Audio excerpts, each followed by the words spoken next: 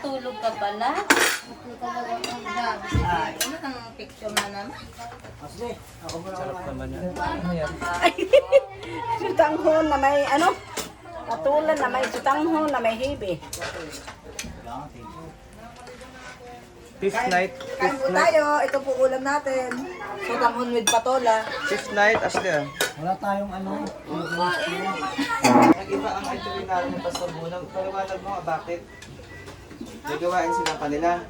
Hindi, prepare din daw. Pero, paparito din sana. Bango naman ang iniuusan. Pag tumawag si Pastor, paparito sila. Nila tuloy ang proceed sa balite. Pati yung mga niluto nila, dadalhin na dito.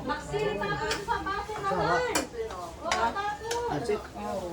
Ang merienda doon. Dahil sa panahon. Walang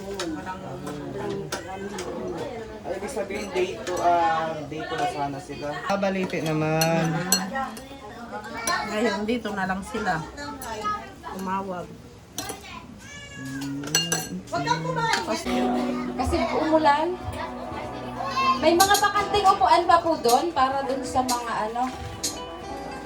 Tapos, tulad ng sinabi ko nung mga nakaraan, sa medyo may bubong po tayo para hindi tayo iwas ubo at sipon. Kasi po mahabog.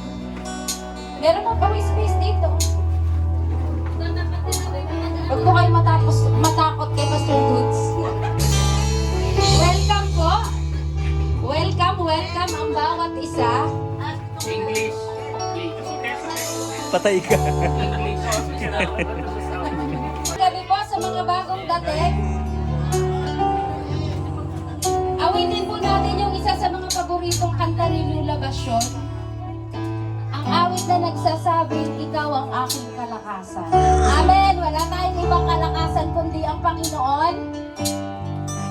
Nawawala ang lakas natin, napapagod. Pero yung lakas na galing sa Panginoon, patuloy nating isasamin.